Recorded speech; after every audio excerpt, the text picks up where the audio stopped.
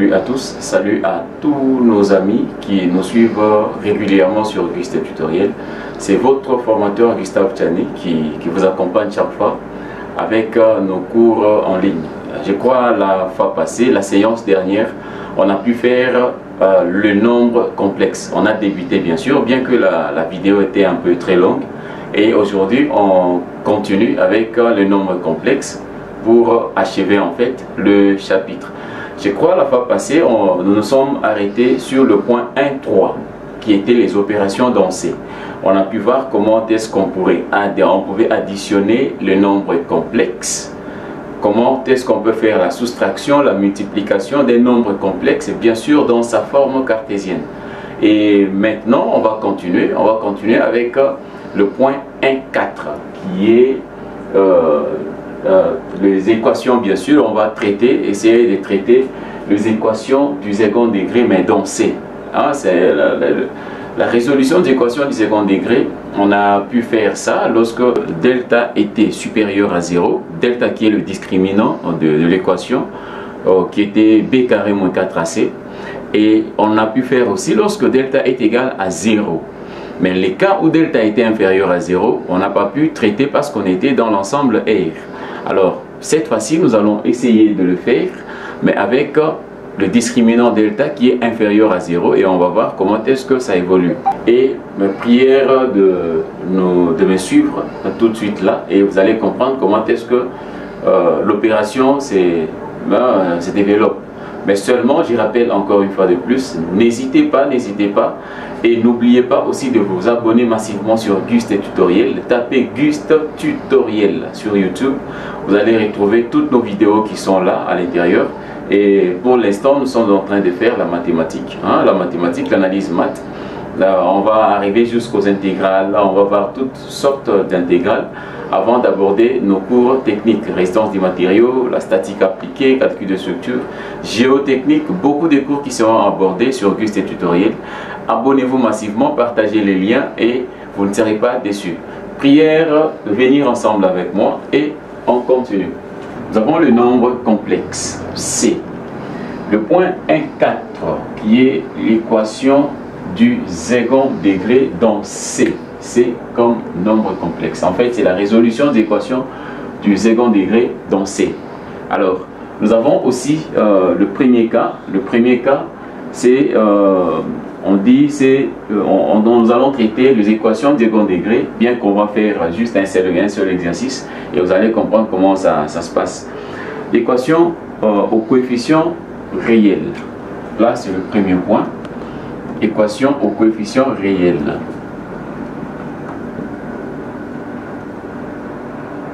Au coefficient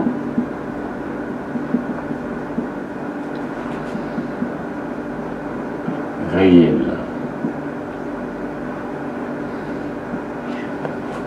Équation au coefficient réel. Je vais expliquer ceci dans un exercice que nous allons faire ensemble et vous allez comprendre comment est-ce que l'opération se traite en fait. Alors, je prends une équation qui est là, x carré plus x plus 7 égale à 0. X carré plus x plus 7 égale à 0. Ça, c'est une équation du second degré normale. Hein? Il n'y a rien d'imaginaire à l'intérieur. Donc, les coefficients sont réels. Le coefficient dont on parle, nous avons le A, le B et le C. Donc, dans ces cas ici, A égale à 1, B égale à 1, et C égale à 7. Voilà. Je calcule les discriminants delta. Delta égale à B carré moins 4AC. B carré moins 4AC. Le B, c'est 1. B carré moins 4 fois A fois C. Ceci me donne 1 moins 28. 1 moins 28. Je trouve moins 27. Alors, delta égale à moins 27. Racine carrée de delta va me donner la racine carrée de moins 27. Ceci n'existe pas dans R, mais seulement dans C. Ça peut aller plus facilement, plus ou moins. Ça peut aller plus facilement. Donc, j'aurai 27 multiplié par moins 1. Or, dans C moins 1 traduit I carré. C'est ce qu'on a fait dans la séance précédente. Donc, delta sera égal à la racine carrée de 27, I. C'est ça notre delta. Alors, la racine carrée de 27, je peux l'écrire aussi, racine carrée de 9 multiplié par 3i. Le 9 sort de la racine, je trouve delta égale à 3 racine de 3i.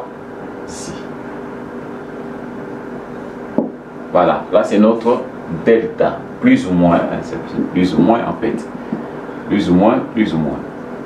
Je calcule maintenant le racine de l'équation. Donc j'aurai x1, x2 qui seront moins b plus ou moins racine carrée de delta sur 2a. Moins b, nous aurons moins 1 plus ou moins racine carrée de delta sur 2a. 2 fois 1. Et là, j'aurai x1 égale moins 1 plus racine, donc 3 racine de 3i sur 2. Et x2 sera moins 1 moins 3 racine carrée de 3i divisé par 2. Et là, nous avons les solutions de notre équation. Ces solutions sont imaginaires. C'est imaginaire, on a pu calculer ça, on a pu retrouver les solutions en utilisant les nombres complexes, sans problème, sans doute. Alors là, nous avons fait l'équation au coefficient réel. Mais cette fois-ci, nous allons faire maintenant l'équation au coefficient imaginaire. Là, c'est le point B. On a fait le point A, équation au coefficient réel. Et maintenant, nous allons faire équation au coefficient imaginaire.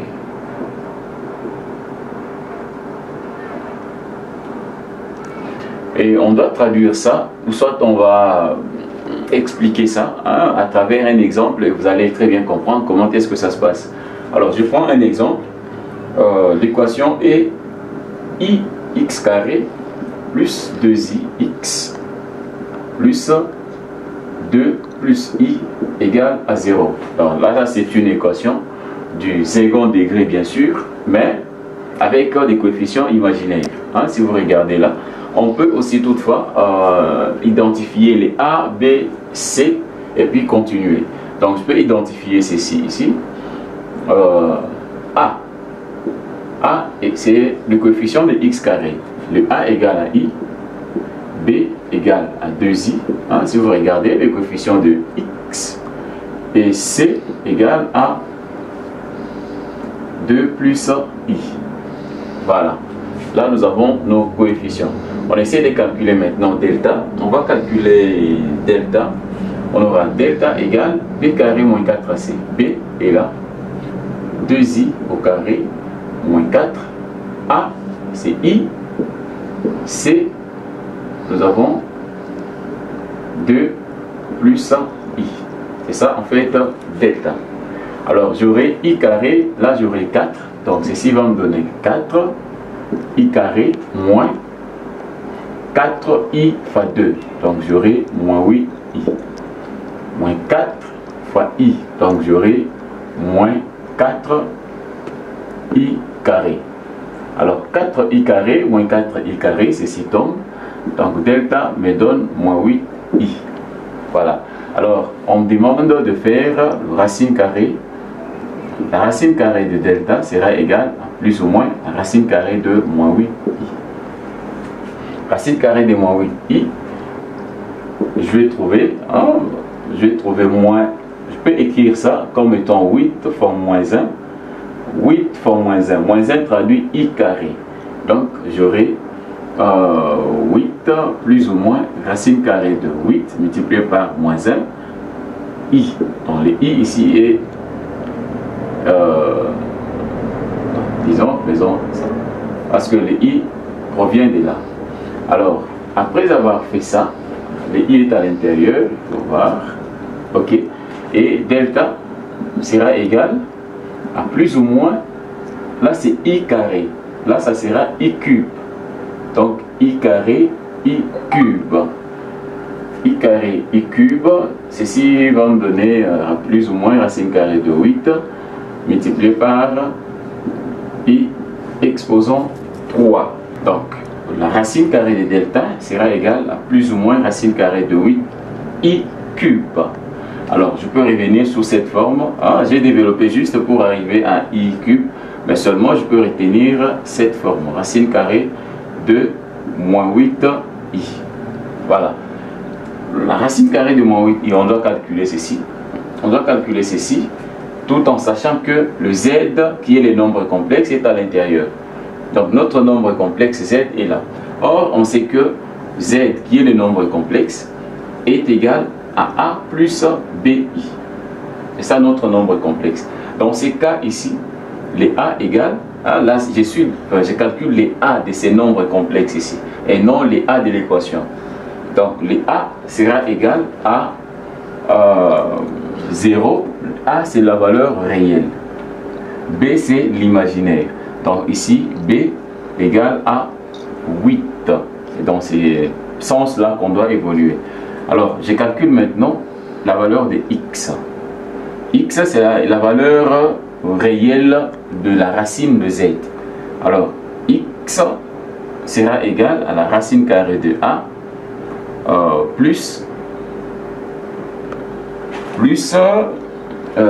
racine carrée de a carré plus b carré et tout divisé par 2. C'est une formule qu'on a démontrée dans la séance passée. Alors on aura, vous remplacez, essayez de remplacer, vous aurez racine carrée de a c'est 0. 0 plus racine carrée de a c'est 0 plus b au carré, 8 au carré, et puis divisé par 2. Nous calculons ici x égale, ici j'aurai 8 carré, tout ceci va me donner 8. Ça sera 8. Ici j'aurai plus ou moins racine carrée de 4. 8 divisé par 2, j'aurai 4.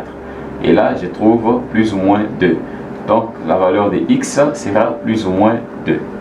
Là c'est la valeur de x pour chercher la racine carrée de moins 8. Je reviens encore avec y. Y égale, c'était la même équation, hein, on a la même équation, mais seulement on peut dire y égale plus ou moins, je peux utiliser moins a plus ainsi de suite, ou soit le y peut traduire aussi, c'est une formule qu'on avait utilisée, le y peut être égal à b sur 2x.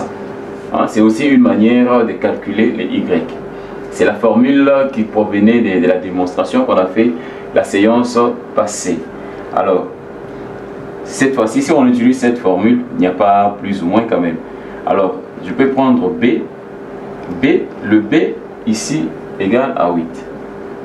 Sur, ici, 2 multiplié par x. X, nous avons plus ou moins 2. Maintenant, le plus ou moins 2 qui vient là, le plus ou moins peut revenir maintenant au-dessus. Plus ou moins, voilà, je crois que vous comprenez bien d'où provient le plus ou moins. Donc le plus ou moins peut revenir là, devant, et nous calculons 8 sur 4, et nous trouvons 2, plus ou moins 2, plus ou moins 2. Donc ceci donne y égale aussi à plus ou moins 2. Alors, la racine carrée de ces z ici, donc je trouve la racine carrée de 8i moins 8i sera égale à x plus yi. C'est ça la racine. Or, la racine carrée de moins 8i, c'est ça la valeur même de la racine carrée du discriminant delta. Donc, ici je me dis la racine carrée de delta égale à la racine carrée de moins 8i. Et ceci donne, je vais utiliser les deux valeurs. Hein, les deux valeurs, la valeur de x et la valeur de y. Alors, lorsque je prends le x positif, je prends le y négatif. X négatif, y positif. Donc c'est le principe en fait qu'on a fait dans la séance passée. Donc la racine carrée ici sera égale à 2 moins 2i. Et aussi, on aura ici moins 2 plus 2i. Là, nous avons notre discriminant delta. Connaissant delta, la racine carrée de delta pour notre équation, je peux revenir maintenant pour calculer le racine de cette équation. Le racine de cette équation ici, j'aurai x1, x2. x1, x2 sera égal à moins b. Là, je reviens dans l'équation. Moins b plus ou moins racine carrée de delta sur 2a. Moins b. Ici, moins b et moins 2i, c'est ça moins b, plus ou moins, à ne pas faire la confusion avec le b ici et le b qu'on a calculé qui était la valeur de coefficient imaginaire, hein, pas de confusion. Ici je reviens dans l'équation. Moins 2i moins b plus ou moins racine de delta. Racine de delta, je peux prendre cette racine ou je prends l'autre. Ça ou ça. Plus ou moins racine de delta. Racine de delta, c'est je prends le 2. Je prends plus 2 moins 2i sur 2a. 2a. 2a c'est i. 2i. Alors je vais faire ceci pour ne pas compliquer les choses. Là c'est la valeur de x1. Là c'est la valeur de x2 qui sera moins b plus ou moins. Ici j'avais pris plus. Je vais prendre maintenant le moins. Mais le moins que je vais prendre, c'est en quelque sorte la deuxième racine que je vais prendre ici. Donc j'aurai moins 2 plus 2i divisé par 2i. En quelque sorte, c'est ça. Alors, je vais évoluer. S'il faut utiliser correctement ceci, hein, en remplaçant ça, ce qui est à l'intérieur, j'aurai plus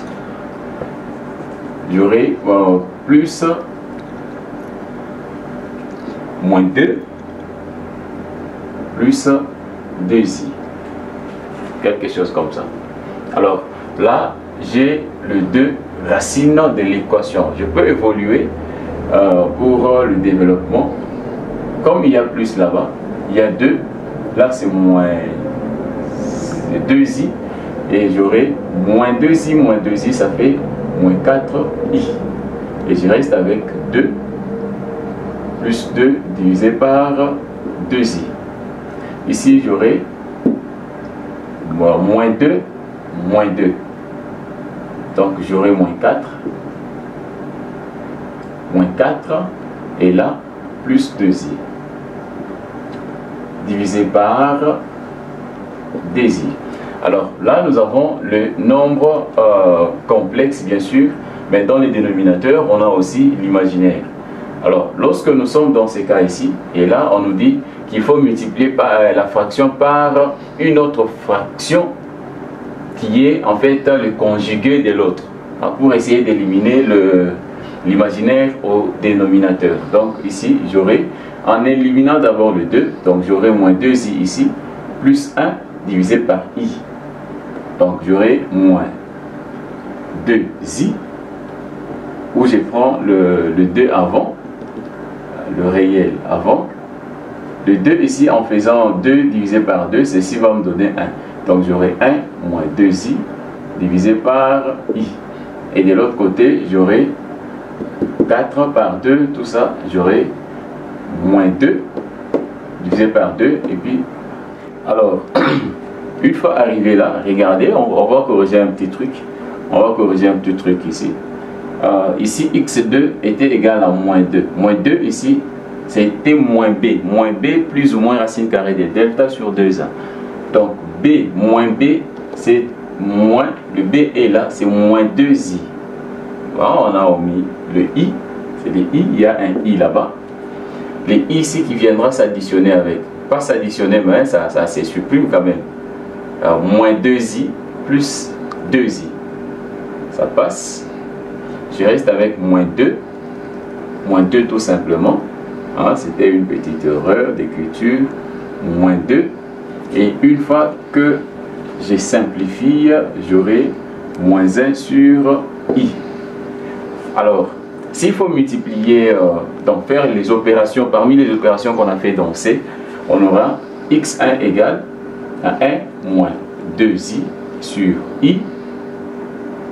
Et j'ai fait la multiplication avec le conjugué du dénominateur.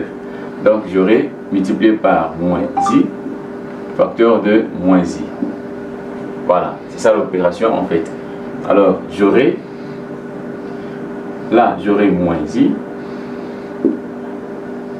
plus i moins, ça fait plus 2i carré divisé par i, ça fait moins i carré. Et ceci me donne, j'aurai i carré me donne moins 1. Donc en fait j'aurai moins 2 moins i sur i carré, ça fait moins 1, avec le moins ça fait 1. Alors le x sera égal à moins 2 moins i. Là c'est la première racine de l'équation. Alors je peux prendre encore x2 égale à moins 1 sur i. C'est cette valeur ici. Moins 1 sur i. Je multiplie par leur conjugué. Moins i sur moins i. Et je trouve moins ça fait plus. Donc j'aurai i sur. Ceci me donne moins i carré. Ceci va me donner 1. Égal à i sur 1. Alors x2 égale à i. Et là nous avons trouvé les deux racines de l'équation. Donc si je prends une racine qui est x, qui est x1, je remplace dans l'équation qui nous est donnée là-bas. Dans cette équation j'aurai 0. Si je prends aussi x2, je remplace par i, x par i, nous aurons aussi 0, sans problème. Sans problème. On peut toutefois vérifier, avec i, on remplace d'abord i, on remplace i pour x2, on vérifie juste à une racine. Donc notre équation c'est i x carré plus 2ix plus 2 plus i, ceci doit nous donner 0. Alors on remplace i carré, i multiplié par i carré plus 2 fois i multiplié par i qui est x plus 2 plus i. Ceci va me donner combien? I carré c'est moins 1. Ceci va me donner moins i. Ici j'aurai i carré c'est moins 1 fois 2, ça me donne moins 2. Plus 2 plus i. Plus 2 plus i. Moins i, et c'est tombe. Moins 2, ceci tombe et ça me donne 0. Donc vous allez voir que la racine vérifie correctement l'équation. Et là nous avons fini notre partie ici, nous avons fini le point 1,4. Nous allons passer au point 1,5 qui est la forme trigonométrique d'un nombre complexe. Et vous allez voir comment est-ce que ça peut nous aider à faire beaucoup d'opérations dans C. Et ça va essayer de nous faciliter aussi certaines choses par rapport aux exposants supérieurs. Hein, suivez ensemble avec moi et vous allez comprendre. Alors ici, le point 1,4, c'était équation du second degré dans C. Cette fois-ci, nous avons 1,5, la forme trigonométrique. Métrique dans C. Forme trigonométrique d'un nombre complexe. En fait, la forme trigonométrique, il faut comprendre quand même quelque chose. Il faut comprendre que un nombre complexe peut être écrit soit sous forme cartésienne ou soit sous forme trigonométrique. La forme cartésienne, c'est cette forme qu'on a, la forme du début en fait, A plus BI. Là, c'était la forme cartésienne. Mais seulement, il existe aussi une forme trigonométrique. Alors, pour bien comprendre le passage de la forme cartésienne vers la forme trigonométrique, nous avons un plan que nous appelons le plan de Gauss. Hein, le plan de Gauss. Plan de Gauss. Nous avons un plan que nous appelons le plan de Gauss. Comment est-ce qu'on représente le plan de Gauss? Regardez, nous avons les axes, je crois que vous comprenez très bien le système d'axes orthonormés. Vous avez les axes, l'axe des Y, nous avons aussi l'axe des X. Y, X. Mais seulement dans notre cas, lorsque nous avons la forme cartésienne A plus B, I, les A expriment le X, B exprime le Y. Alors, ici, sur cet axe, nous avons le B. Sur l'autre axe, nous avons le A. Ouais, l'axe des X porte les A. Alors, je me dis, ici, là, j'ai la valeur de A. Et de l'autre côté, j'ai aussi la valeur de B. Par exemple. Alors, lorsque je fais ça, je reporte, je vais retrouver ces points ici. Et j'ai un point ici. Alors, ces points-là peuvent avoir un rayon polaire. Un rayon polaire que je veux noter R. R, en fait, c'est l'hypoténuse du triangle BA. C'est ça, R. À part R, ces rayons polaires, fait un angle par rapport à l'horizontale. Cet angle que j'appelle l'angle phi, par exemple. Alors, le point ici, c'est ça même la représentativité du complexe Z. Le Z qui est A plus BI. C'est comme ça qu'il faut représenter en fait le Z en question. Vous allez voir que les rayons polaires, le rayon polaire ici peut changer. Au cas où, lorsque nous changeons la valeur de Z, le point ici change aussi. Le point peut se retrouver là, le point peut se retrouver, ça dépend aussi. Et ça dépend. Et ceci peut décrire un arc. Ceci peut, la position de point, en fait, peut décrire un arc lorsqu'on a un seul rayon polaire. Donc, ceci peut décrire un arc comme ça. Et ces plans ici représentent les plans de Gauss. Voilà. Ces plans représentent les plans de Gauss. Et vous allez voir avec les exercices qu'on va faire, vous allez voir comment est-ce qu'on va représenter un nombre complexe sous sa forme trigonométrique dans les plans de Gauss. Vous allez très bien comprendre comment est-ce que le plan d'un nombre complexe, bien sûr, est représenté par plusieurs de ces points dans les plans de Gauss. Alors, cette figure va nous permettre de dégager certaines valeurs, qu'on aura à utiliser. Alors, R va s'appeler l'argument. R, qui est l'hypoténuse du triangle, R va s'appeler l'argument. Ok, le R ici, je viens de dire, le R c'est l'hypoténuse du triangle. L'hypoténuse du triangle qui traduit les modules de Z, du nombre complexe Z. R c'est le module. Le phi, c'est l'angle bien sûr, l'angle qui est appelé argument de ces nombres complexes. Argument. Voilà. Alors, pour déterminer R, connaissant A et B, vous allez comprendre que la tangente de phi, plutôt, égale l'hypoténuse des côtés opposés sur les côtés adjacents. Je crois les théorèmes de Pythagore, vous comprenez un peu, vous comprenez un peu la théorie. Alors, B sur A. B sur A. Là, c'est la tangente de l'angle phi. La tangente de l'argument. C'est comme ça que nous allons évoluer. Alors, regardez maintenant. Lorsque vous voulez calculer par exemple, les A en fonction de R. A en fonction de R, vous allez voir que A, les A ici, la valeur de A sera R multiplié par cosinus de l'angle. A sera égal à R multiplié par cosinus phi. Et B sera R multiplié par sinus phi. R sinus phi. B égale à R sinus phi.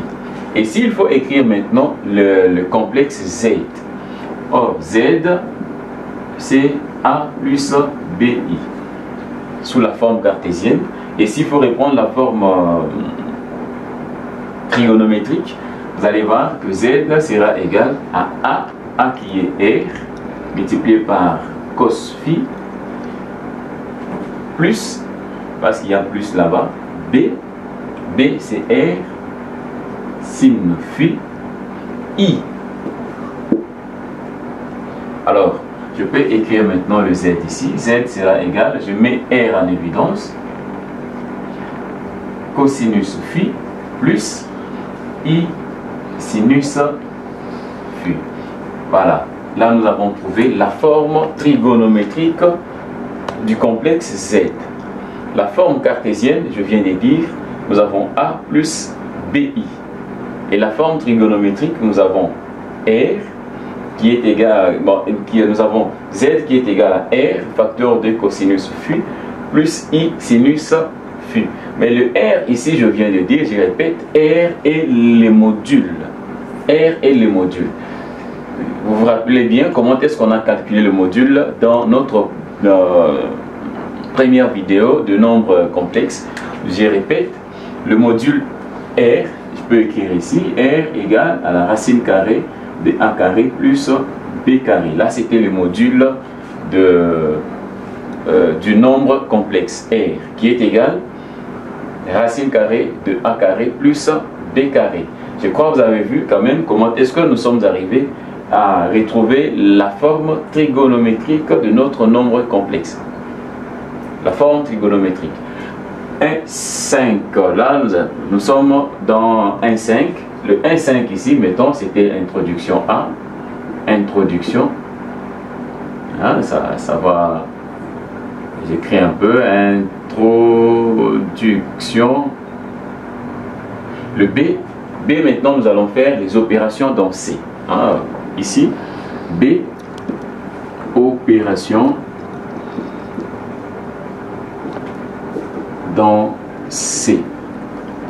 Je crois qu'on a fait ces opérations dans C avec nos coordonnées cartésiennes, mais cette fois-ci nous faisons opération dans C avec la forme trigonométrique, hein, avec les coordonnées polaires. Regardez, nous avons Z qui est égal, on peut dire, on se donne Z1 par exemple, qui est égal à R1 facteur de cosinus phi 1 plus I sinus phi 1. Z2 qui est égal à R2 facteur de cosinus phi 2 plus I sinus phi 2. Nous avons les deux nombres complexes, leur forme trigonométrique bien sûr. Alors on commence les opérations. Donc je prends B1, l'addition. Je prends l'addition. L'addition. On nous demande de calculer Z1 plus Z2. Z1 plus Z2 sera égal, je vais faire tout simplement ça plus ça. Donc ça sera R. J'écris Z1. R cosinus phi 1 plus R I sinus phi 1 et puis plus, en fait c'est ça, plus Z2 R2 cosinus phi 2 R2 cos phi 2 plus R2 I sin phi 2. Alors Z1 plus Z2 égale, on va additionner, on additionne le valeur réelle, le réel par le réel et les imaginaires entre eux aussi. Donc comme ici la valeur réelle, nous avons ça et ça. Donc ici j'aurai R1 cos phi 1 plus R2 cos phi 2 plus R1 sinus phi φu 1 plus R2 sinus φu 2 I. Là, c'est l'addition de ces deux nombres complexes. Là, nous avons additionné les deux nombres complexes. Alors, on peut faire aussi la soustraction. La soustraction, ça sera presque la même chose. Hein? Ça sera presque la même chose, mais seulement les I, le moins. Il y aura le moins à l'intérieur. Donc, je prends, là c'était B1 l'addition. Mettons addition et soustraction.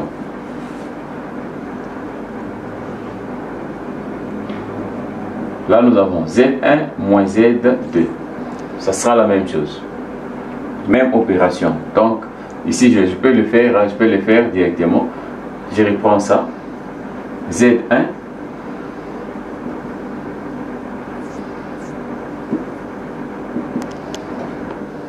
moins Z2. Cos φ 2 plus R2 I sin φ 2.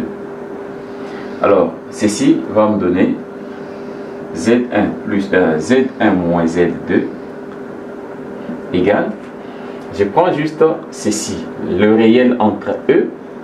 Vous allez voir que ici j'aurai le signe positif, là il y aura le moins. Donc j'aurai R1 cos φ 1 moins R2 cos φ 2.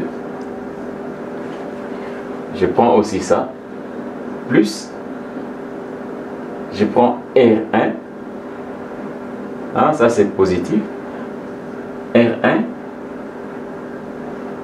sin φ 1 moins, le moins ici va affecter R2 sin φ 2 I. Et là, nous avons la soustraction de deux nombres complexes. Donc, comprenez, regardez seulement la différence. Là. La différence se trouve sur le signe qui sont là. Les signes qui sont là. Là, c'était B1. Nous allons faire maintenant la multiplication de deux nombres complexes. Sous forme trigonométrique, bien sûr. La multiplication. B2. La multiplication.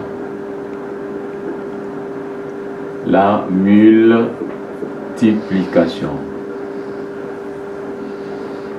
Ici, on nous dit tout simplement que connaissant la valeur de Z1 et Z2, leur forme trigonométrique en fait, Z1, Z2, et on demande de faire la multiplication de ces deux.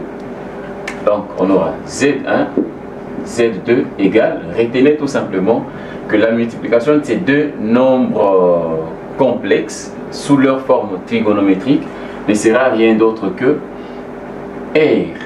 Je prends R comme module, rayon polaire bien sûr, comme on l'a appelé. Nous avons R1 multiplié par R2, facteur de Z, le Z1 et les Z2. Z1, nous avons cosinus. Nous avons additionné les angles parce que nous avons φ1. Je peux écrire ça comme ça. Nous avons φ1 plus φ2 plus I sinus φ1 plus φ2. Voilà, c'est ça la multiplication de nos deux nombres complexes sous leur forme trigonométrique. Donc lorsque vous avez la multiplication, vous faites égal à R multiplié par R1, R2, facteur 2, cosinus, ainsi de suite. Donc, ça, retenez comme ça.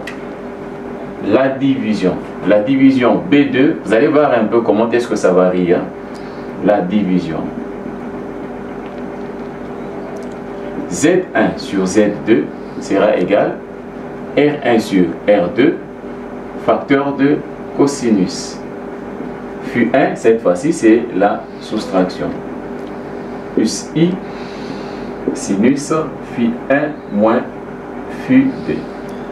Là, c'est la division. La division. Vous pouvez faire aussi B3. Là, c'était B3. Prenons B4, la puissance. La puissance de Z. On me demande, on me dit Z la forme trigonométrique des Z, je sais, je répète quand même, R, c'est R cosinus phi plus I sinus phi. Là, c'est Z. Dans ces cas, j'ai Z seulement. Et je prends Z exposant N. On me demande de calculer Z exposant N. Z exposant N ne sera rien d'autre que R exposant N, facteur de cosinus N phi plus I sinus N phi. N phi. Là, c'est Z exposant N. Je crois on va essayer d'appliquer ces formules dans les exercices que nous allons faire pour essayer de faciliter, rendre un peu la tâche facile à nos abonnés qui sont en train de nous suivre quand même. Alors, B5, je peux prendre le dernier. B5,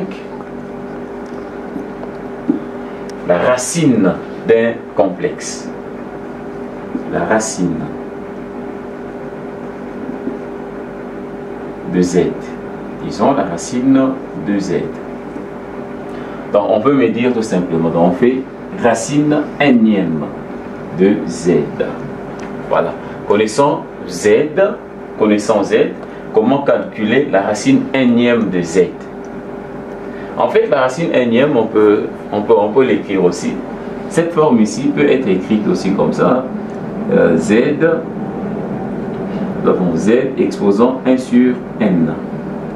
Je crois que nous avons appris ceci ensemble avec nous. Nous avons appris ensemble en fait dans le chapitre puissance et radicaux. On a appris ça.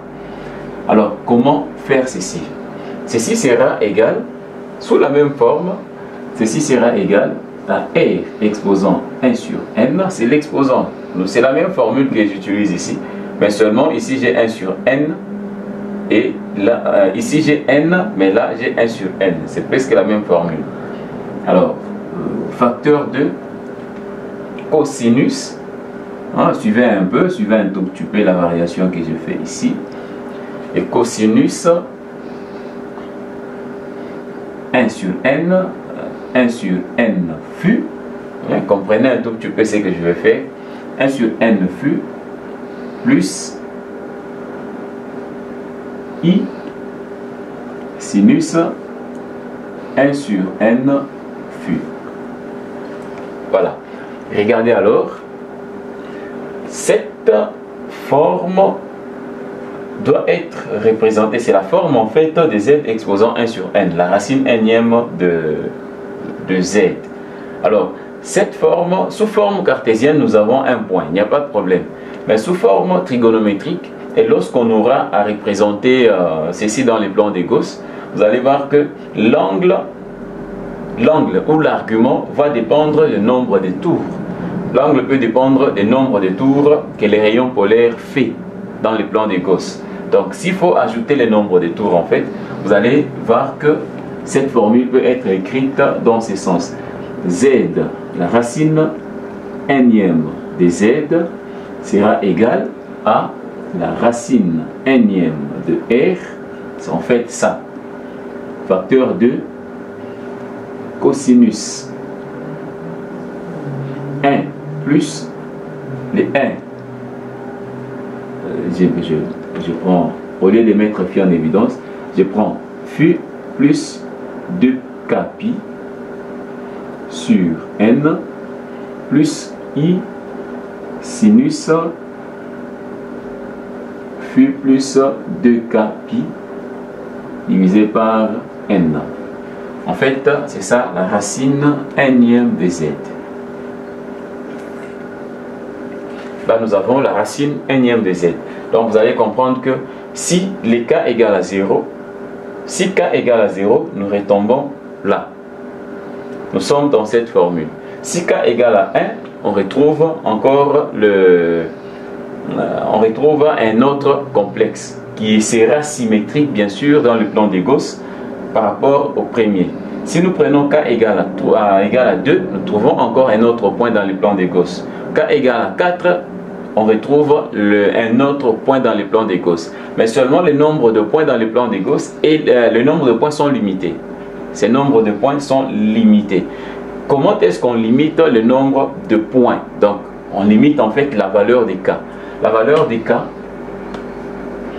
des K sera limitée entre 0, l'intervalle fermé entre 0 et n-1. Là, c'est la limitation de la valeur des K.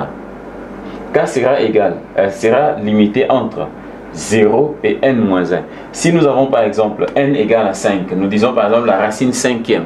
La racine cinquième de z, c'est-à-dire la valeur des K, doit commencer par 0 et c'est limité à 4, donc 5 moins 1. Et c'est limité à 4. Je crois que nous avons fini cette partie de nombres complexes sous la forme trigonométrique. Mais on va essayer de faire un peu 2 ou 3 exercices de ceci pour essayer de comprendre comment est-ce qu'on peut quitter la forme cartésienne vers la forme trigonométrique. Suivez-moi ensemble et on va voir comment est-ce que nous allons utiliser toutes ces formules qu'on vient de poser au tableau. Ok, regardez, nous avons une série d'exercices que nous allons essayer de résoudre ensemble pour bien appliquer le formule de z sous forme trigonométrique qu'on vient de voir. Regardez, on nous dit soit z égale, nous avons z1 et z2. Il y en a deux, je peux écrire au pluriel en fait. Z1 égale 1 moins racine carrée de 3i. Et Z2 égale à 1 plus i. La première question, le premier exercice en fait, on nous dit trouver les formes trigonométriques de Z1 et Z2. Donc, écrire sous la forme trigonométrique de Z1 et Z2. 2. Calculer le produit Z1, Z2. Z1 multiplié par Z2 va donner combien? Calculer l'inverse de Z2. 1 sur Z2. Calculer Z1 exposant 4. Ceci va donner combien? Calculer la racine quatrième de Z1. Ceci va donner combien? Donc, vous pouvez, la résolution en fait de ces exercices peuvent se faire soit sous forme trigonométrique ou soit sous forme cartésienne. Donc, vous pouvez prendre par exemple Z1 multiplié par Z2. Vous prenez ceci, ça, plus multiplié par ça, tel qu'on a fait dans la première vidéo. Et vous allez trouver la même valeur que lorsque vous le faites dans la forme trigonométrique. Mais ici, on veut montrer tout simplement la forme trigonométrique. Donc, comment se déroulent les opérations. On commence par le premier point, le premier cas. Donc, 1. On nous demande de trouver la forme trigonométrique des Z1 et Z2. Forme trigonométrique. Pour Z1, Z1 égale 1 moins racine carrée de 3i. Là, c'est Z. Je peux séparer. Z2 égale à 1 plus i. Je vais trouver les deux formes trigonométriques en fait de ces deux nombres complexes. Pour trouver la forme trigonométrique, on commence d'abord par calculer le module R de ces nombres complexes. Je calcule R égale, c'est R1 bien sûr, égale à la racine carrée de A carré plus B carré. A carré plus B carré. Ceci me donne 1 carré, c'est 1. Plus racine carrée de 3 au carré, ça fait 3. Ceci me donne racine de 4. Donc, ce qui fait que R1 égale à 2. Là, c'est R1. Je viens, R2 égale la même chose, racine carrée de A carré plus B carré. Donc, j'aurai 1 ici, plus 1 encore, carré, carré. Ceci me donne racine carrée de 2. Donc, R2 égale à la racine carrée de 2. Alors, je peux écrire maintenant la forme trigonométrique. Je peux écrire la forme trigonométrique. Comment trouver la forme trigonométrique de ceci? Comment trouver la forme trigonométrique? Il faut calculer aussi l'argument phi et vous allez l'introduire dans la forme trigonométrique. Comment calculer l'argument phi? On a dit le sinus de phi sera égal à R qui était l'hypoténuse divisé par la valeur B. Donc c'est R divisé par B. Ceci me donne, je prolonge, R, ici c'est 2, divisé par B, c'est moins racine de 3. Alors, la multiplication aussi par le conjugué de la racine, donc j'ai fait fois racine de 3, fois racine de 3, je crois que vous vous rappelez bien de l'opération, et on aura sinus phi égale racine de 3, racine de 3. Donc ici, j'aurai racine de 3, ça fait 3. Ça fait 3, donc j'aurai 2 racine de 3 sur moins 6. Moins 6 par 2, je trouve 3. Donc j'aurai moins racine de 3 sur 3. Quelque chose comme ça. Bon, on doit revoir un tout petit peu cette formule. C'est B sur A. C'est B sur A. Les côtés opposés sur l'hypoténuse. Côté opposé sur l'hypoténuse. Donc, ici, j'aurai 2 B sur R. En fait, B sur R. Le B sera le B dans notre truc. Le B, c'est racine moins racine de 3. R, c'est 2. Moins racine de 3 sur 2. Là, c'est OK. Là, c'est sinus phi. Je calcule le cosinus phi. C'est A sur R. A, ici, c'est 1 sur 1 sur R, c'est 2. 1 demi. Donc, nous avons ces deux valeurs ici. Alors, je viens encore dans Z2. Z2, connaissons déjà la valeur de R2, je peux calculer. Le phi ici, c'est phi 1, phi 1. Je peux venir encore là. Je fais sinus phi 2 égale, ça sera toujours B sur R. Cette fois-ci, c'est R2. B, dans ces cas ici, le B égale à 1. Donc, j'aurai 1 sur racine de 2. 1 sur racine de 2, ceci me donne racine de 2 sur 2. Phi cosinus phi D égale à 1 sur R.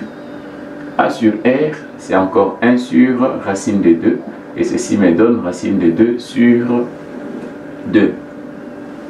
Alors, je peux continuer. Je peux continuer maintenant. Je me dis sinus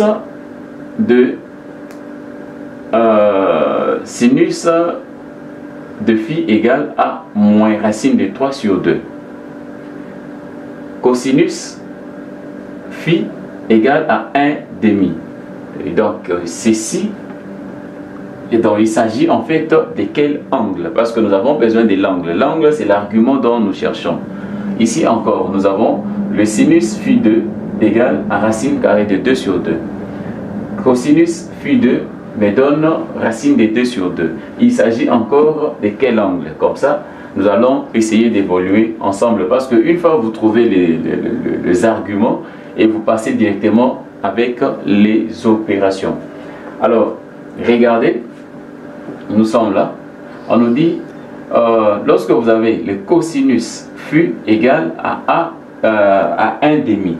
Cosinus phi égale à 1 demi. Automatiquement, vous avez un angle de 60 degrés. À peu près d'abord. Dans le premier cadran, vous avez un angle de 60 degrés. Donc, connaissant le cosinus de 60 degrés, là je garde d'abord 60 degrés. Je garde 60 degrés. Pour juste le cosinus. Pour sinus, ce n'est pas ça. Ici, je garde 60 degrés, mais je vais me situer dans quel cadran je me retrouve, en fait. Ici encore, cosinus phi 2 égale à racine carrée de 2 sur 2. Et là, je suis à 45 degrés. Je vais me situer maintenant par rapport au cadran. Par rapport au cadran.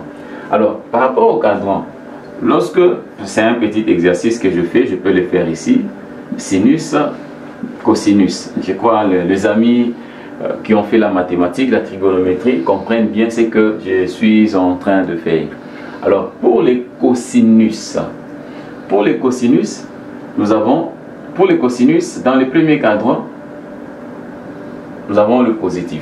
Vous avez le plus dans le premier cadran pour les cosinus.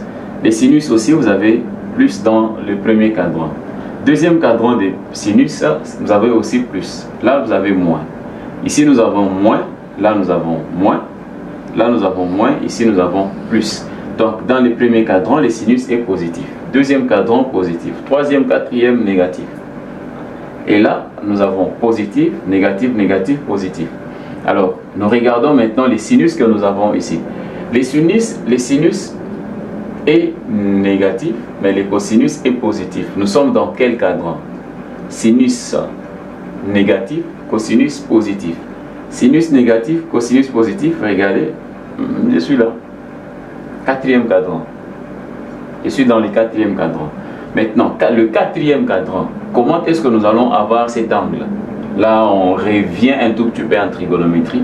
Comment est-ce que nous aurons cet angle? Ici, dans le premier cadran, c'est limite à 90 degrés. Le deuxième cadran, plus 90, je suis à 180 degrés. Troisième cadran, je suis à 270 degrés. Et l'autre, je suis à 360 degrés. Donc, ce sont des limites des cadrans. Le premier cadran commence de 0 à 90. De 90 à 180, ainsi de suite. Alors, ici, nous sommes dans le quatrième cadran. Les sinus est négatif, les cosinus positifs. Alors, comment est-ce que nous allons évoluer? Alors, je prends tout simplement du fait que j'avais déjà une référence de 60 que j'avais pris avant. Je suis dans le quatrième cadran, c'est-à-dire je vais prendre 270 plus 60. Ceci va me faire 330. C'est-à-dire le φ ici, le φ1 égale à 330 degrés. 330 degrés. Alors, 330 degrés correspond à combien de pi? On peut le faire ensemble, on peut le faire ensemble. Alors, à partir d'ici, nous avons pi demi. Je peux écrire ça comme ça, pi demi. Là, nous avons pi. Là, nous avons 3 pi demi. Et là, nous avons 2 pi. En quelque sorte, 330 ici, il s'agit tout simplement de 3 pi demi. 3 pi demi plus 60. 60, c'est pi sur 3. Donc, 180 divisé par 3. Donc, vous allez voir que ici, nous aurons 6.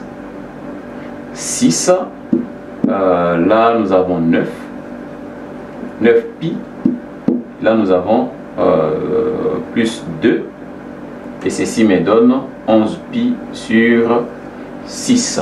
11 pi sur 6, si vous faites 11 pi sur 6, 11 multiplié par 180, 11 multiplié par 180, divisé par 6, ceci me donne 330, correct. Alors, ici, cet angle est de 11 pi sur 6. Alors, je reviens encore ici. Le sinus φ2 est positif, cosinus positif. Dans quel cadran nous nous retrouvons? Regardez, sinus positif, cosinus positif, nous sommes dans le premier cadran. Donc, automatiquement, φ2 égale à 45 degrés. 45 degrés qui est pi sur 2. Donc pi demi sur 2, c'est pi sur 4. Donc c'est 90 divisé par 2 en fait. Pi sur 4. Donc nous avons ces deux angles-là. Et nous pouvons maintenant opérer toutes les opérations qu'on nous a demandé de faire. Alors, premièrement, on nous a demandé de trouver la forme trigonométrique. La forme trigonométrique de ceci, de ces z ici, z1 sera égal à R. La forme d'abord, nous avons R, facteur de cosinus phi1, cosinus phi, bon, du fait que c'est Z1, I sinus phi1. Voilà, donc le Z ici sera égal à R. R c'est 2. R1 c'est 2, facteur de cosinus c'est 11 pi sur 6 moins I sinus 11 pi sur 6. Là, c'est la forme trigonométrique de Z1. Alors, pour Z2, Z2 sera égal à R2 cosinus phi 2 plus I sinus phi 2. Et Z2 sera égal à R2. R2, c'est racine des 2. Racine des 2, facteur de cosinus pi sur 4 plus I sinus pi sur 4. Voilà. Là, nous avons Z1, nous avons Z2. Là, on a résolu le premier problème. Alors, pour le deuxième problème, 2, on me demande de calculer Z1 multiplié par Z2. Ceci va me donner combien? Regardez ensemble avec moi. Or, on s'était dit Z1 multiplié par Z2 n'est rien d'autre que R1 facteur de R2 cosinus phi. Dans la multiplication, on avait additionné les arguments. Phi1 plus phi2 plus I cosinus phi 1, c'est sinus cette fois-ci, sinus phi 1 plus phi 2, et ceci part plus rapidement. Z1 à Z2 égale 2 racine des 2 facteur de cosinus phi 1. Phi 1 c'est 11 pi sur 6 plus pi sur 4 plus I sinus 11 pi sur 6 plus pi sur 4. Voilà, on peut aller comme ça. Z1 multiplié par Z2 égale à 2 racine des 2 facteur 2. On peut aller. Donc ici j'aurai 44. 44 plus 6, ça me fera 50. 50 divisé par 24. Donc j'aurai cosinus de 50 pi sur 24 plus I sinus de 50 pi sur 24. Donc si nous faisons diviser par 2, 50 divisé par 2, 50 divisé par 2, ça me fera 25 sur 12. Donc Z1 multiplié par Z2 égale à 2 racine des 2 facteur de cosinus de 25 pi sur 12 plus I sinus de 25 pi sur 12. Voilà. Et là, nous avons trouvé Z1 multiplié par Z2 plus facilement. Troisième point. Troisième, on nous demande de calculer l'inverse de Z2. 1 sur Z2 égale à combien? Nous pouvons calculer aussi ça comme ça. Et vous allez voir que Z1 sur Z2 égale, dans cette formule-là, vous allez voir que l'argument de ces Z est égal à 0. Donc c'est comme nous faisons l'inverse tout simplement. Donc l'autre nombre complexe, c'est comme s'il n'existait pas. Donc l'argument sera égal à 0. L'argument sera égal à 0. Alors, si l'argument est égal à 0, donc cette forme ici peut s'écrire pour l'inverse des Z, sera 1 sur R2, facteur de cosinus de 0 moins phi 2 plus I sinus de 0 moins φ2. En fait, c'est ça l'inverse.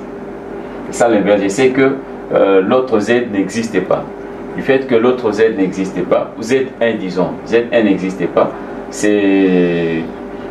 son argument est nul, c'est 0. Alors dans ces cas ici, je peux aller avec l'inverse de z2 égale à 1 sur r2 facteur de cosinus de moins 2 φ. Moins 2 φ, moins φ2 moins i sinus de moins φ2. Or, cosinus d'un nombre négatif reste cosinus de ça. Donc, 1 sur z2 égale à 1 sur r2 cosinus φ2. Le moins ici c'est plus. Sinus de moins φ sera, le moins ici peut venir de l'autre côté. Ça sera moins sinus φ2. Et là, nous avons l'inverse d'un nombre complexe. En remplaçant, on peut trouver 1 sur z2 égale 1 sur r2. rd égale à racine carrée de 2. 1 sur racine carrée de 2 facteur de cosinus φ2. Φ2, on a trouvé φ2, c'est pi sur 4. Pi sur 4 moins sinus, il y a un i là-bas, moins i sinus pi sur 4. Mais racine 1 sur racine des 2, si je fais la conjugaison, en fait, j'aurai racine des 2 sur 2. Donc, j'aurai racine des 2 sur 2. En fait, c'est ça l'inverse qui a été demandé. Là, c'est le troisième point. On va calculer aussi le quatrième point. Vous pouvez aussi quitter, connaissant l'inverse ici, vous pouvez aussi quitter cette forme trigonométrique vers une forme cartésienne. Ça sera plus simple. Hein, on peut toutefois le faire. Donc vous faites cosinus pi sur 4. Cosinus pi sur 4, c'est racine des 2 sur 2. Là aussi, c'est racine des 2 sur 2. Donc vous allez voir que vous pouvez le faire plus facilement. Hein, vous pouvez faire racine des 2 sur 2. Racine des 2 sur 2 multiplié par racine des 2 sur 2. Et vous aurez ici 2 sur 4. Donc le z ici sous sa forme trigonométrique, 1 sur z égale, sous sa forme cartésienne plutôt, ici j'aurai racine des 2 sur 2, hein, c'est les cosinus des 45. Donc racine des 2 qui est au-dessus, divisé par, multiplié par racine des 2, je trouve 2. Le 2 aussi d'ici et les 2 là, ça me fait 4. Donc j'aurai 2 sur 4 et ici j'ai 1 demi. Donc je peux faire 1 demi ici, moins, ici encore la même chose. Racine des 2 sur 2, donc j'aurai 1 demi i.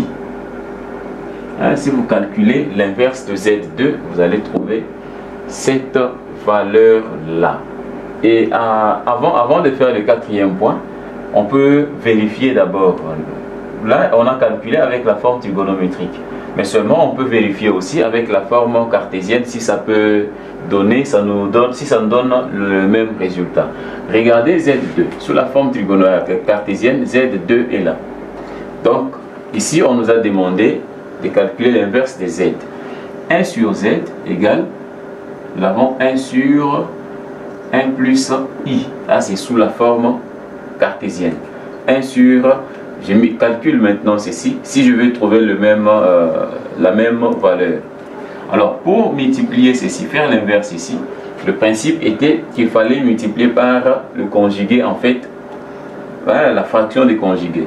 Donc, je fais 1 moins I sur 1 moins I. Et je peux développer ceci. Au-dessus, j'aurai 1 moins I divisé par 1 multiplié par 1, ça fait 1. 1 multiplié par I moins I.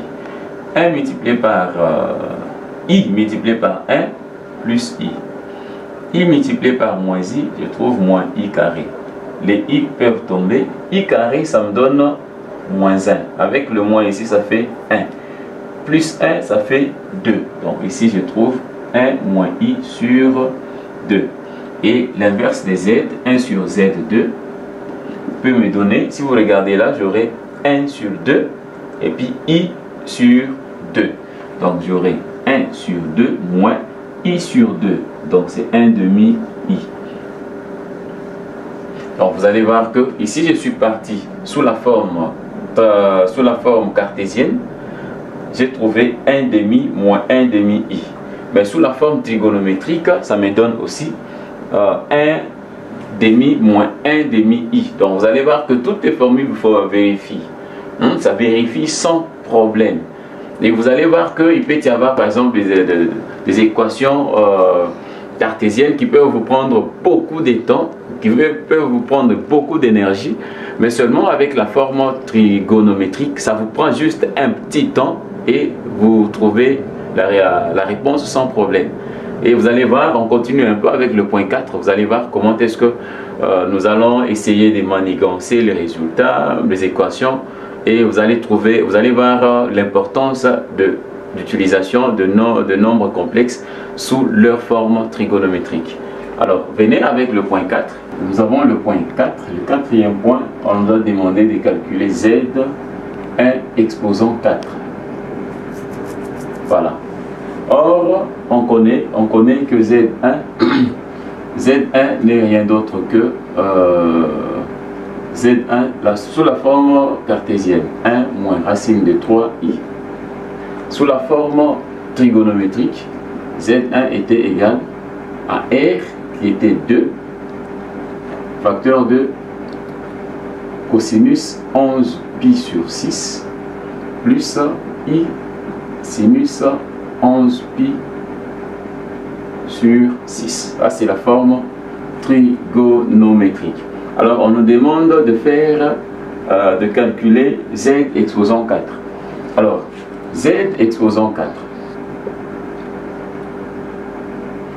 ne sera rien d'autre que dans la formule, dans la puissance, nous aurons R1 exposant 4, facteur de cosinus n phi 1. N phi 1 plus I sinus n phi 2. En fait, je peux faire Zn, j'utilise la formule en fait. J'utilise la formule. En fait, dans Z1 ici, il faut voir aussi, dans Z1 ici, sous cette forme, nous avons le signe positif ici. Ce n'est pas négatif, ce n'est pas le signe négatif, comme on a fait peut-être par l'erreur d'écriture, mais c'est le signe positif, ce n'est pas négatif. Alors, c'est ça, Z exposant N. Alors, Z1 exposant 4 sera R1, c'est 2. J'aurai 2 exposant 4. Facteur de cosinus de 4 fois phi 1. Phi 1, c'est 11 pi sur 6. Plus I sinus 4 fois 11 pi sur 6. Et Z exposant 4, Z1 exposant 4 sera 2 exposant 4. 2 fois 2, 4. 4 au carré, ça me fait 16. Donc j'aurai 16. Ici, j'aurai 2. 4 divisé par 2, je simplifie par 2. J'aurai 2 ici, j'aurai 22. Donc cosinus de 22 pi sur 3 plus I sinus 22 pi sur 3. Donc c'est ça en fait Z exposant 4. Donc ici je suis parti quand même plus rapidement pour trouver Z exposant 4. J'ai trouvé Z exposant 4. Et le cinquième point, nous avons, on demande de calculer la racine quatrième de Z1. Voilà, la racine quatrième de Z1. Comment trouver la racine quatrième de Z1? La formule est la racine énième de Z, comme ici Z1, n'est rien d'autre que la racine énième et l'argument facteur de cosinus, je fais ça, facteur de cosinus phi 1 plus 2k pi divisé par n plus i sinus phi 1 plus 2k pi sur n. J'avais dit, le phi c'est l'argument, les k c'est le nombre de tours en fait, hein, c'est le nombre de tours. Mais cette fois-ci nous faisons le calcul, nous faisons la racine quatrième. Donc racine quatrième de z sera la racine quatrième de l'argument, c'est 2. Facteur de cosinus de phi. Notre phi c'est 11 pi sur 6. 11 pi sur 6. 11 pi sur 6 plus 2 k pi divisé par n, c'est 4, plus i sinus 11 pi sur 6 plus 2k pi, le tout sur 4. Voilà, c'est ça en fait la racine quatrième de z. Alors, la racine quatrième de z qui est là, mais nous allons donner maintenant à k ces valeurs et nous allons essayer de calculer les différents points dans le plan de Gauss de z, de la racine quatrième de z. Donc ici, comme n égale à 4, la valeur de k doit varier de 0 à 3. Donc 4 moins 1, n moins 1 à 3. Et je peux calculer maintenant les différents points, bien sûr, ou les différentes valeurs de z dans le plan de Gauss. J'aurai la racine quatrième de z1 égale à la racine quatrième de 2 facteur de 11 pi sur 6 plus, regardez dans cette formule ici, 11 pi sur 6 plus 2k pi. Ici nous prenons k égale à 0. Donc ceci tombe. Je reste avec 11 pi sur 6 sur 4. Ça me fera 24. Donc j'aurai cosinus de 11 pi sur 24 plus i sinus 11 pi sur 24. Et là, c'est la première valeur. Hein? Là, c'est la première valeur en fait de notre z1. La première valeur, je peux dire le premier point dans le plan de Gauss. Nous allons représenter tous ces points ici. Donc ici, c'est avec k égale à 0. Donc faisons ceci avec k égale à 0. Je change, je prends maintenant k égale à 1. Parce que k prend la valeur de 0, 1, 2, 3. Alors avec k égale à 1, la racine carrée, la racine quatrième de z1 sera égale à la racine quatrième de 2 facteur de cosinus. Regardez, revenons encore ici. Nous allons donner la valeur de k égale à 1. Si la valeur de k égale à 1, automatiquement nous avons 2 pi ici. 2 pi. Alors 11 pi divisé par 6. Les 6 vont multiplier le 2 qui est ici, ça me fera 12. Ça sera 12. 12 plus 11, j'aurai 23. Donc l'argument ici sera 23 pi. 23 pi divisé par 6 qui sera multiplié par 4. Donc j'aurai 23 divisé par 24. Donc j'aurai 23 pi sur 24 plus i sinus 23 pi sur 24. Ici c'est avec k égale à 1. Je peux faire aussi avec k égale à 2. La racine quatrième de Z1 égale à la racine quatrième de l'argument, racine quatrième du module, bien sûr, et multiplié par cosinus. Ici, je remplace k égale à 2. Revenons toujours dans la formule. K égale à 2. Si k égale à 2, ici, ça me fera 4pi. 4pi. 6 multiplié par 4, ça fait 24. 24 plus 11, ça me fera 24 plus 11, ça fera 35. Donc j'aurai 35 pi sur 24. Donc ici j'aurai 35 pi sur 24 plus i sinus de 35 pi sur 24. Ici c'est avec k égale à 2. On termine avec k égale à 3. Racine quatrième de Z1 égale à la racine quatrième de 2, facteur de cosinus, on revient encore, k égale à 3.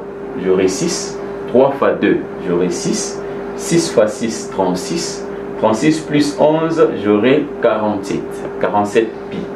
Donc j'aurai 47 pi sur 24 plus i sinus 47 pi sur 24.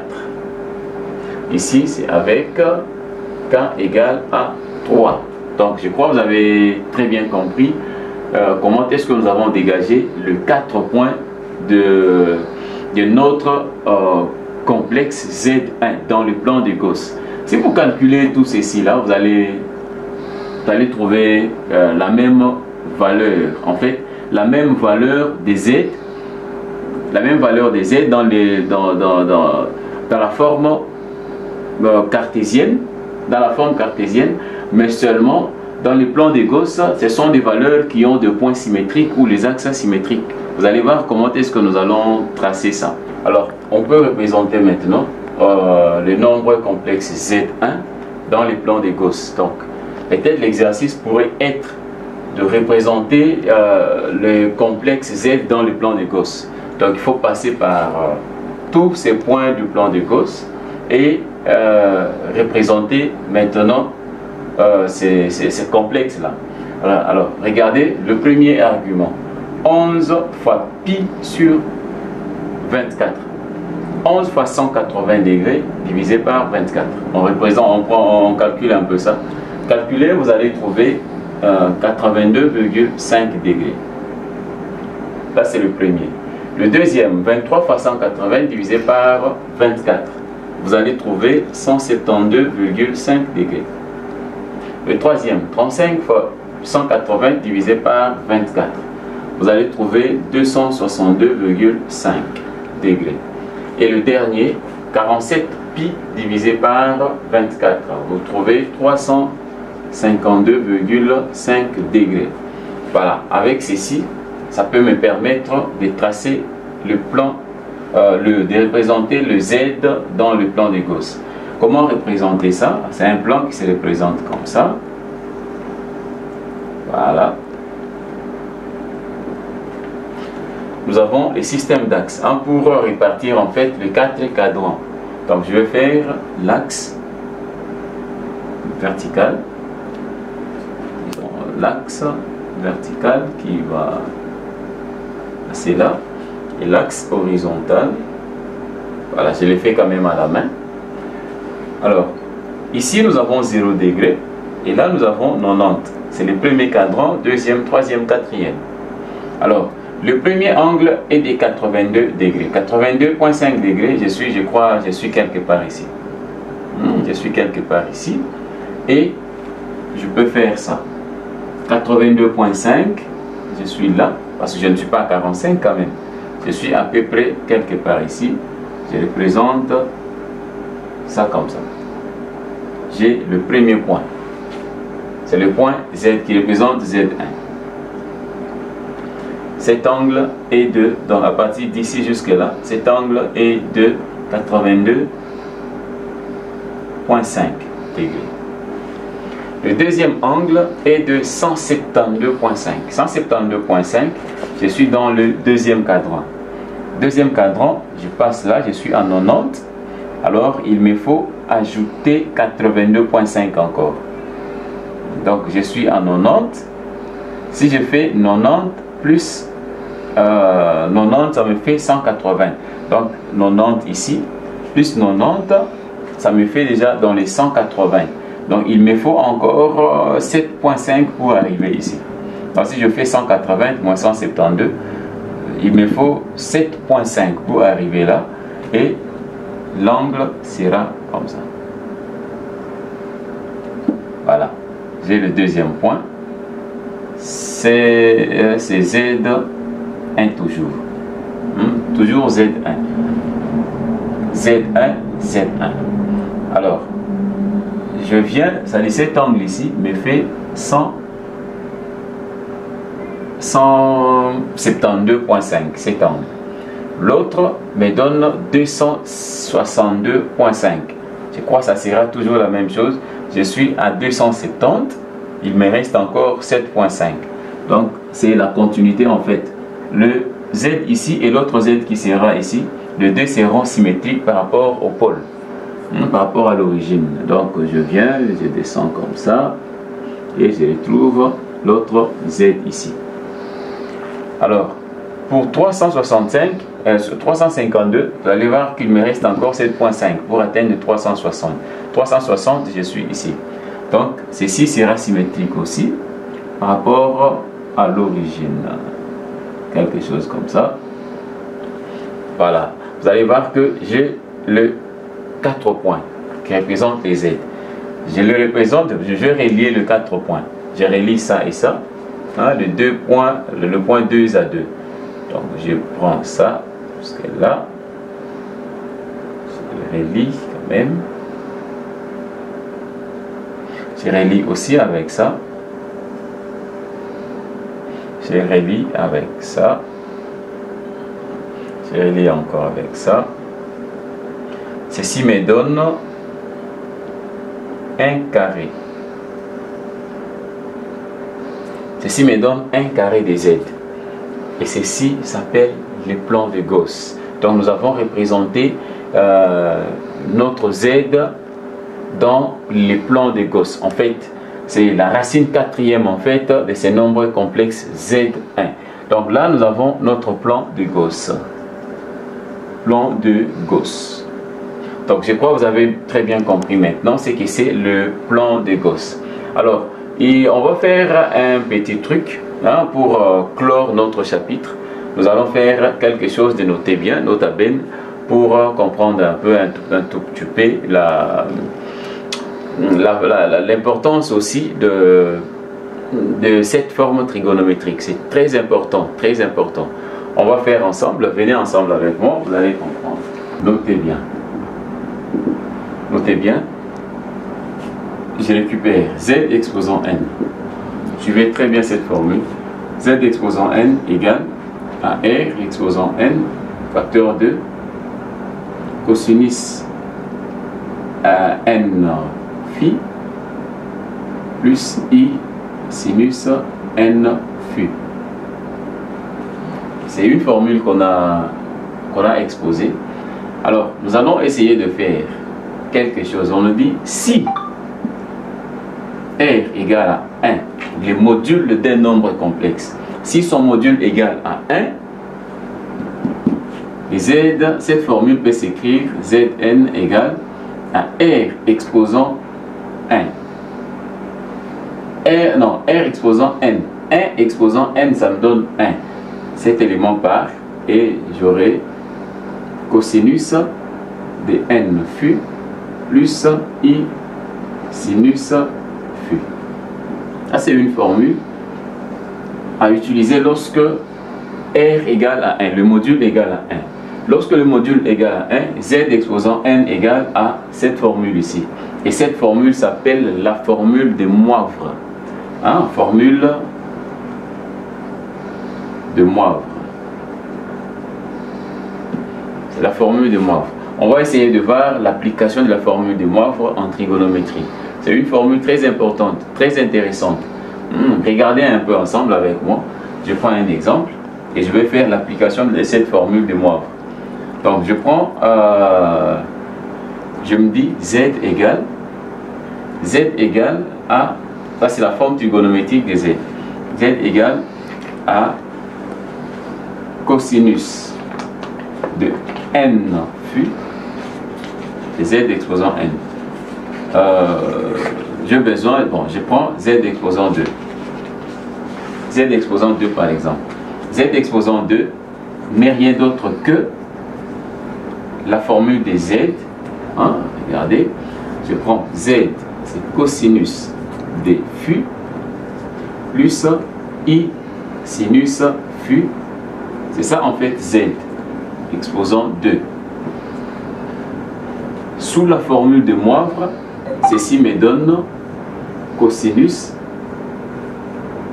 de n égale à 2.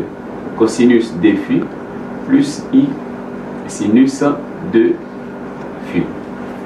Là, c'est la formule de Moivre.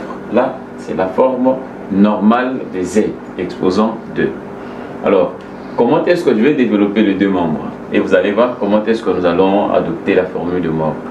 Alors, je calcule ça. A plus B carré. Z carré égale A. Ça sera cosinus carré phi plus 2AB. 2 cosinus phi sinus phi, mais il y a un I à l'intérieur. Je mets I ici, plus I carré sinus carré phi. C'est ce développement ici. Ceci va me donner cosinus de phi plus I sinus de phi.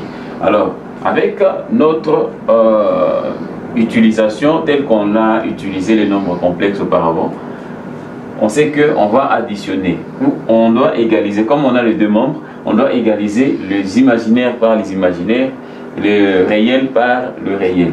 Mais regardez seulement qu'ici, I carré me donne moins 1. Donc ce qui fait que je peux enlever les I carré, mais je change le signe là-bas. Normal. Alors ici j'aurai, si je prends le réel ici, j'ai cosinus carré phi moins sinus carré phi égale, le réel de l'autre côté c'est cosinus de phi, là c'est l'imaginaire, cosinus de phi. Donc cette formule peut se dégager comme ça, je vais l'encadrer. Cosinus de phi égale à cosinus carré phi moins sinus carré phi. C'est une formule trigonométrique. Cosinus de phi égale à cosinus carré phi moins sinus carré phi. Si je prends aussi les imaginaires, j'aurai 2i. 2i. I, ce sont des imaginaires. Donc, je veux regrouper le sinus de phi égale à 2 sinus phi cosinus phi. C'est une formule trigonométrique qui se vérifie, hein, qui se justifie sans problème. Donc vous allez voir qu'à travers la formule des Moivre, nous avons retrouvé les deux formules trigonométriques ici. Et vous pouvez les dégager aussi plusieurs, hein, telles que lorsque la valeur de n varie. Ici nous avons n égale à 2. Si nous prenons n égale à 3, vous développez encore, vous aurez la correspondance de cosinus des 3 phi. Cosinus des 3 phi égale, vous aurez une formule. Sinus des 3 phi égale, vous aurez une formule. Si vous faites même z exposant 4, exposant 5, vous faites la même procédure, vous allez dégager plusieurs formules trigonométriques par rapport à l'application de la formule des Moivre. Donc en fait, c'est quelque chose comme ça. Alors nous allons faire le dernier point, c'est le point 1,6. Parce que 1,5, on avait la forme trigonométrique dans C. Nous allons faire le point 1,6. 1,6, nous allons faire la linéarisation des nombres complexes. La linéarisation des nombres complexes. Hein? La linéarisation. Linéarisation.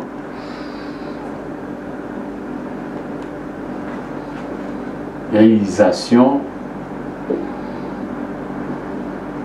de nombres complexes. Bon, écrivons ça. La linéarisation de nombres complexes. Comment est-ce que nous allons linéariser les nombres complexes? Bon, disons nombres complexes, bon, écrivons dans le sens de polynôme. Hein, de polynôme.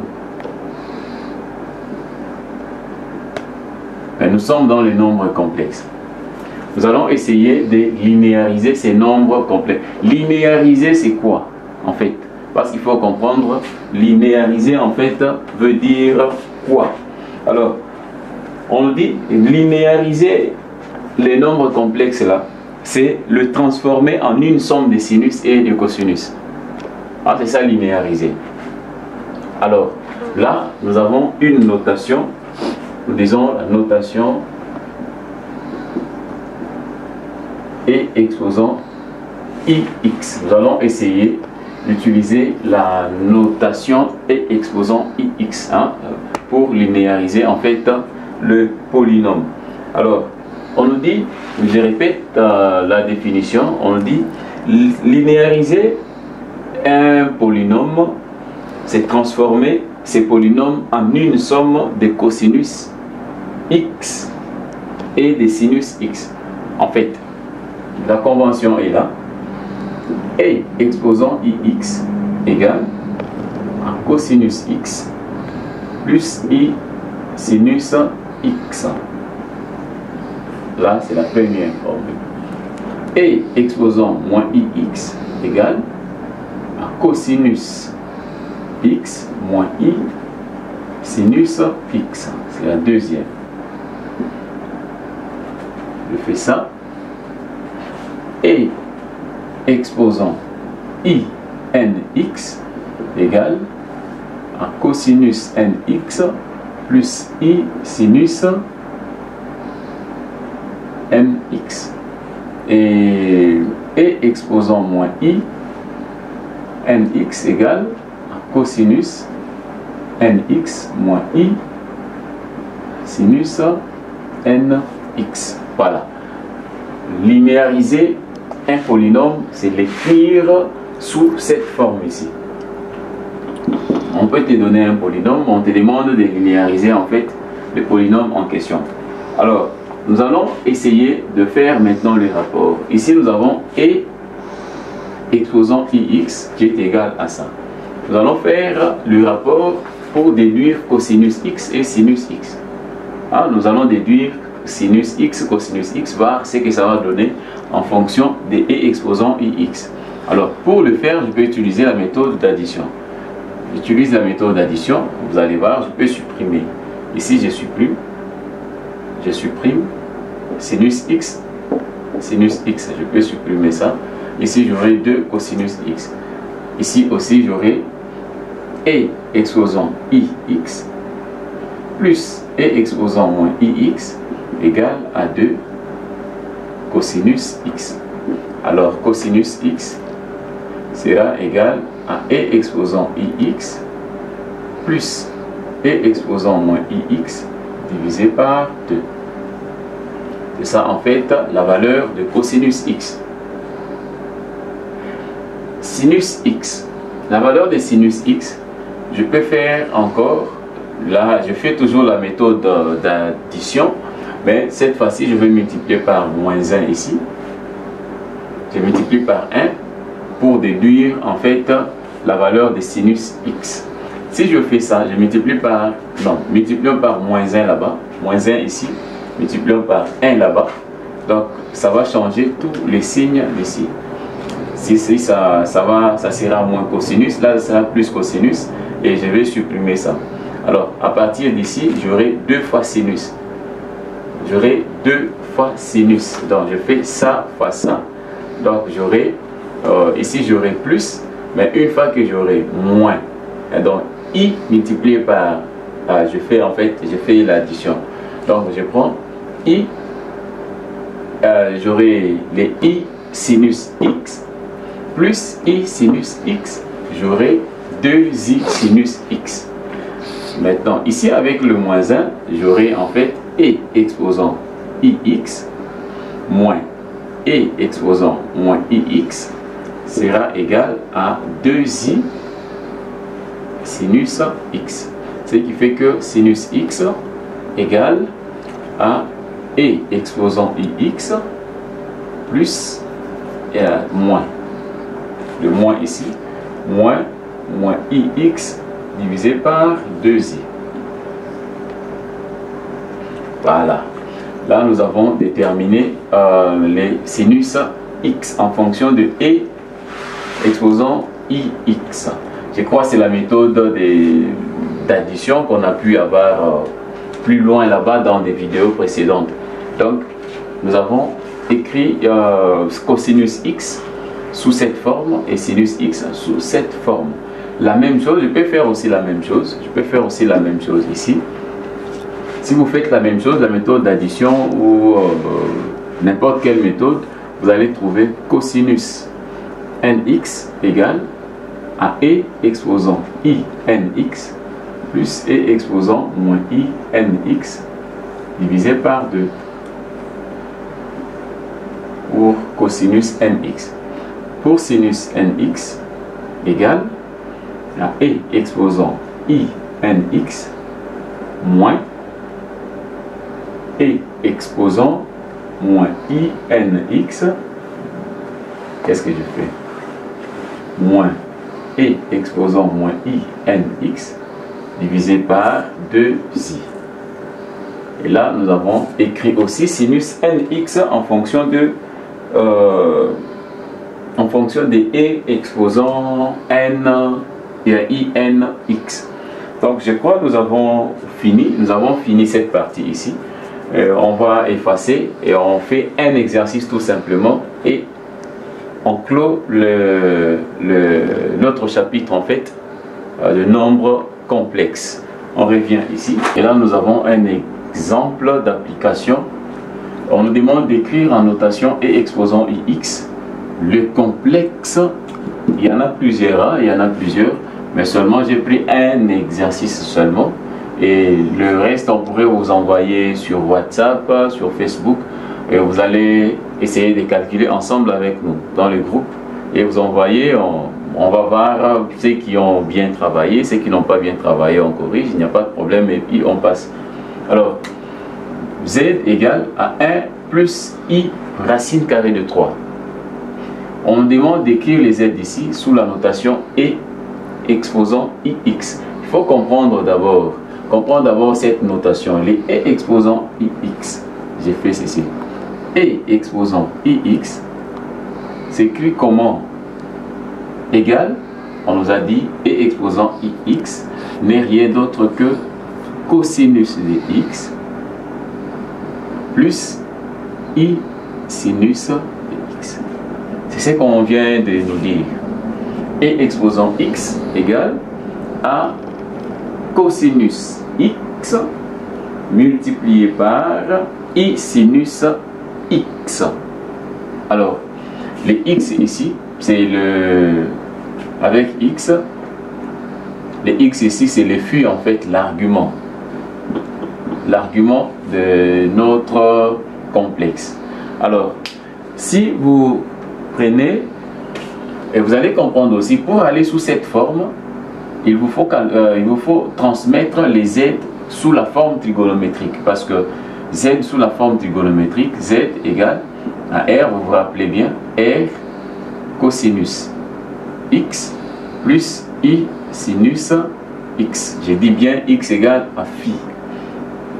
Et vous allez comprendre ensemble avec moi que la forme, la notation E IX de Z n'est rien d'autre que R multiplié par ceci exprime E exposant IX. Ça. multiplié par E, exposant I, X. C'est ça en fait Z. Z égale à R multiplié par E, exposant I, X. Alors, pour ce faire, il faut transmettre d'abord le Z sous sa forme trigonométrique. Alors, pour calculer, donc transformer le Z sous forme trigonométrique, il faut calculer d'abord le R qui est le module de ces nombres complexes. R égale à la racine carrée de A carré plus B carré. Donc A carré plus B carré. A c'est 1. 1 carré plus racine carrée de 3 au carré. Donc je trouve racine de 4 et ceci me donne 2. C'est ça la valeur de R. Connaissant les R, je peux calculer maintenant le sinus et les cosinus.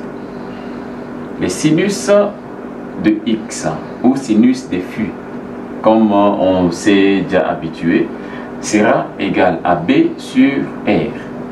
Et le cosinus de X sera A divisé par R. Donc on aura B, c'est combien? B, c'est racine de 3, racine de 3 sur 2, et A, c'est 1 sur 2. Et ceci me donne un X qui est égal à 60 degrés. 60 degrés qui est pi sur 3. Donc, ce qui fait que le E ici peut s'écrire le X qu'on vient de trouver. C'est pi sur 3. Donc, je prends seulement la valeur de X, je remplace là où il y a X et je trouve Z. Donc, ceci veut dire tout simplement que Z égale à R, c'est 2, multiplié par et exposant IX. IX, X c'est pi sur 3, I. Voilà, c'est ça notre Z. Là, nous avons trouvé notre Z sous la notation E, exposant IX. Donc, Z égale à 2 fois E exposant pi sur 3 I. Là, nous avons résolu le problème. Je crois que nous sommes arrivés à la fin de notre chapitre, complètement à la fin de notre chapitre. Bien que la vidéo est assez longue, on était obligé de le faire comme ça pour terminer en fait notre chapitre en fait complètement, hein, pour terminer la matière. Et cette matière viendra intervenir plus loin dans la démonstration de nos formules techniques. Je vous rappelle bien que tout ce qu'on a fait ici, vous allez le voir dans les calculs, dans la résolution même dans la résolution ou dans la recherche de formules telles que la charge critique de flambement. Vous allez voir ceci intervenir, les imaginaires vont intervenir à l'intérieur. La charge critique FC qu'on aura à démontrer à l'aide de nombres complexes. Vous allez voir aussi dans la résolution des équations différentielles, hein, du premier degré, deuxième, troisième degré, il y aura les nombres complexes qui vont intervenir. Donc si vous n'êtes pas mûr dans les nombres complexes, vous allez vous perdre sans peine. Nous sommes presque à la fin de notre chapitre. Je crois que le prochain chapitre va intervenir le plus rapidement possible. Je vous invite à s'abonner plus massivement, sur Guste Tutoriel, partagez les liens, activez la clochette des notifications pour ne rien rater chaque fois qu'il y a publication. C'est votre formateur, l'ingénieur Gustave Tchani, qui vous accompagne chaque fois dans ces cours en ligne. Je crois qu'il y aura bien de bonnes choses qui vont arriver. Merci aussi à tout le monde qui nous suit partout ailleurs. Je sais que vous nous suivez partout ailleurs, partout en Afrique, en Europe, en Asie, en Amérique. Vous nous suivez partout dans le monde. Vous ne serez pas déçus. Restez scotchés sur notre chaîne Guste Tutoriel et vous allez découvrir bien de bonnes choses. On va essayer de travailler ensemble et chaque fois il y aura le temps où chaque fois qu'il y a des questions, vous nous suggérez des questions et puis on les fait ensemble, on les traite ensemble et on est dans une famille, je crois, on est dans une famille Guste Tutoriel. On est dans une Famigus tutoriel et on va traiter des problèmes ensemble. Merci beaucoup et on se revoit à la prochaine.